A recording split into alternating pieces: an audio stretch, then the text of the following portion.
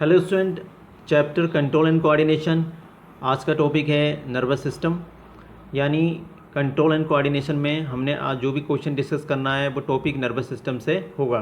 Question number first है हमारे सामने, system controlling the involuntary action of internal organ is, यानी अंतरांगों की अनैच्छिक क्रियाओं को नियंत्रित करने वाला तंत्र है। ऑप्शन फर्स्ट है सेर्बोस्पाइनल, ऑप्शन सेकंड है पैरासिम्पैथेटिक और ऑप्शन सी है ऑटोनॉमिक, ऑप्शन डी है पेरिफेरल। तो यहाँ पे आप समझेंगे स्टूडेंट, हमारा जो सही आंसर होगा वो होगा answer C, autonomic nervous system. ये हमारा आंसर सही होगा। इसके बारे में समझ लीजिए।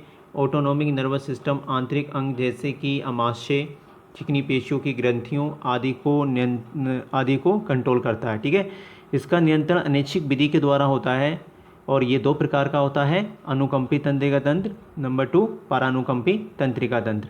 ठीक है, अब हम नेक्स्ट क्वेश्चन की तरफ मूव करते हैं। ये रहा आपके सामने क्वेश्चन नंबर 2। क्वेश्चन नंबर 2 बोल रहा है which part of brain in mammal control the muscular coordination, यानी स्तनधारियों के दिमाग का कौन सा भाग पेशीय समन्वय को कंट्रोल करता है। ऑप्शन नंबर फर्स्ट है सेरिब्रम, ऑप्शन नंबर सेकंड है सेरिबेलम और ऑप्शन नंबर सी है मेड्यूला, ऑप्शन नंबर डी है कार्पस कालोसम। तो यहाँ पे स्टूडेंट आपको ध्यान रखना है कि सेरिबेलम हमारा यहाँ पे आंसर जो होगा सही वो होगा सेरिबेलम। इसके बारे में आप और भी समझ लेंगे। सेरिबेलम को हम हिंदी में अनुमस्तिष्क भी कहते हैं। मनुष्य में ऐच्छिक पेशियों का, जो हम हमारी इच्छाएं से हम अपने हाथ पैरों की जो पेशियां हिला ले रहे हैं, पेशियों का अनैच्छिक कंट्रोल करता है और समन्वय करता है।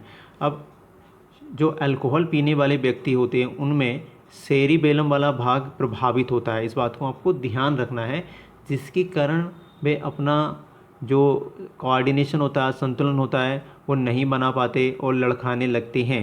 ठीक है, तो अब हम बढ़ेंगे नेक्स्ट क्वेश्चन नंबर 3 की तरफ। क्वेश्चन नंबर 3 2 से ही रिलेटिव है। ड्रिंकिंग ऑफ अल्कोहल अफेक्ट, है ना, यानी अल्कोहल का पीना प्रभावित करता है। सीधे हम आंसर टिक करेंगे किसको, सेरिबेलम को। ठीक है, सेरिबेलम को प्रभावित करता है। आगे बढ़ते हैं। क्वेश्चन नंबर 4, बहुत ही इंपॉर्टेंट क्वेश्चन है। The junction of an axon and dendrite is called, यानी एक्सॉन एंड डेंड्राइट के जंक्शन को, संधि को क्या कहते हैं। तो ऑप्शन फर्स्ट यहाँ पे दे रखा है रिले, ऑप्शन सेकंड दिया है साइनेप्स और ऑप्शन सी दिया है कंडक्शन जोन और ऑप्शन नंबर डी दिया है साइटोन। स्टूडेंट, जो भी तंत्रिका कोशिकाएं होती है उसमें आप ऊपर वाला हिस्सा जो देखते हैं उसमें डेंड्राइट लगा होता है और नीचे साइटोन और ये साइनेप्टिक नोब होती है।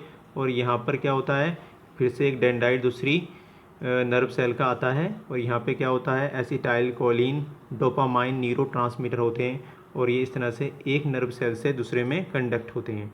तो यहाँ पे इस संधि को, इस जोड़ को हम क्या बोलते हैं, साइनेप्स बोलते हैं और इस प्रोसेस को हम साइनेप्सिस के नाम से जानते हैं। ठीक है, तो हमने क्वेश्चन 4 को समझ लिया। हम आगे बढ़ते हैं। नेक्स्ट क्वेश्चन आपके सामने है, which one of the flowing parts is injured if memory of weakens, है ना, यानी ये बोल रहा है कि निम्न में से कौन सा हिस्सा क्षतिग्रस्त हो जाने से मनुष्य की याददाश्त कमज़ोर हो जाएगी। तो पहला ऑप्शन यहाँ पर आपके सामने है मेड्यूला, ऑप्शन बी है सेरिबेलम और ऑप्शन सी है सेरिब्रम, ऑप्शन डी है हाइपोथैलेमस। तो स्टूडेंट, आपके लिए यहाँ पे समझना है आपको कि सेरिब्रम जो है ये सही आंसर होगा। सेरिब्रम को याददाश्त का केंद्र भी कहते हैं। तो इसके बारे में और भी नॉलेज ले लेंगे आप कि सेरिब्रम मस्तिष्क का बहुत ही इंपॉर्टेंट हिस्सा होता है। ब्रेन का यही भाग विभिन्न कार्यों जैसे कि संचेतन, है ना, हमें जो चेतनाएं हैं उसके बारे में पता लगता है, संवेदनाओं के बारे में, इच्छा शक्ति जो विल पावर होता है उसका भी ये केंद्र है, एंड स्मृति याददाश्त, है ना, बाड़ी जो हम बोल रहे हैं, चिंतन आदि का ये केंद्र है। तो यहाँ पे अगर किसी पर्सन का ये वाला हिस्सा इंजर्ड हो जाता है तो उसकी मेमोरी कमज़ोर हो जाएगी। ठीक है, यानी हमारा यहाँ पे आंसर सी होगा सही। नेक्स्ट क्वेश्चन की तरफ बढ़ते हैं।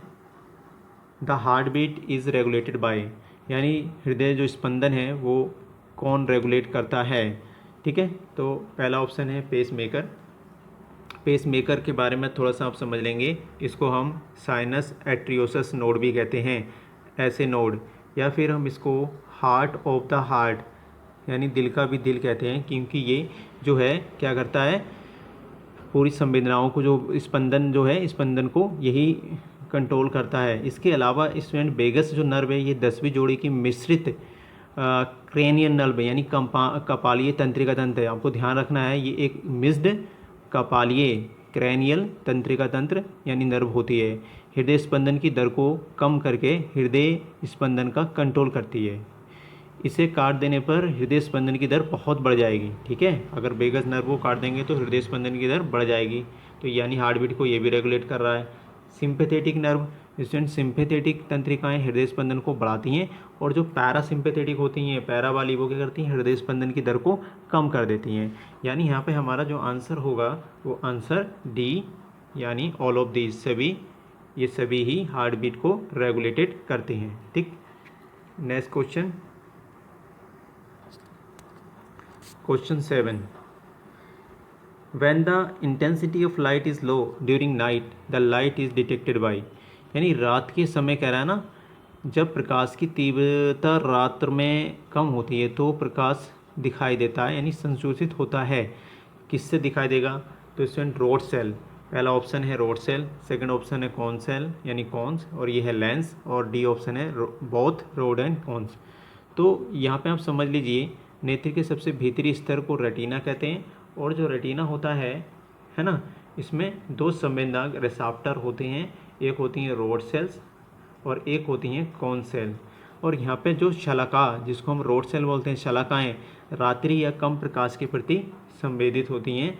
यानी आपको ध्यान रखना है, रोड मतलब ट्यूब लाइट वगैरह को देखने के लिए हम क्या, हमारी आँख में रोड्स होती हैं, यानी शलाकाएँ होती हैं। श्वेत और श्याम प्रतिबिंब के निर्माण में सहायक होती हैं, जबकि शंकु जो होते हैं यानी कॉन सेल जो होती हैं, ये तेज़ प्रकाश या दिन के प्रकाश के प्रति संवेदित होती हैं, और रंगीन प्रतिबिंब निर्माण के प्रति ये सहायक होती हैं। जो कलरफुल इमेजेस दिखती हैं वो दिन में इसकी वजह से दिखती हैं, किसकी, कॉन्स की वजह से। ठीक है, हम अब यहाँ पे आपका जो आंसर होगा स्टूडेंट सही, वो कौन सा होगा, यहाँ पे हमारा आंसर सही होगा, फटाफट से बताएंगे, रोड सेल्स, यानी ए ऑप्शन सही। क्वेश्चन लास्ट है इस वीडियो का ये, which is the largest body cell, सीधे आपने आंसर यहाँ पे टिक करना है। न्यूरॉन जो होती है सबसे बड़ी सेल होती है हमारी बॉडी की, लार्जेस्ट सेल होती है। ठीक है, अब यहाँ से कभी भी क्वेश्चन आपसे ये भी पूछ सकता है कि ये कितनी लंबाई होती है इसकी, तो ये 90 सेंटीमीटर तक देखी गई है। कितने सेंटीमीटर, 90 सेंटीमीटर तक देखा गया है इसको। और सबसे छोटी सेल अगर पूछ देता है तो ये आरबीसीज होती है ना, आरबीसीज और कुछ लिम्फोसाइट जो होती हैं, शरीर की बहुत छोटी कोशिकाएं होती हैं। ठीक है, तो आज की वीडियो हम यहीं तक डिस्कस करेंगे, बाकी इस कंट्रोल एंड कोऑर्डिनेशन चैप्टर का नेक्स्ट वीडियो आपको बाद में मिलेगा।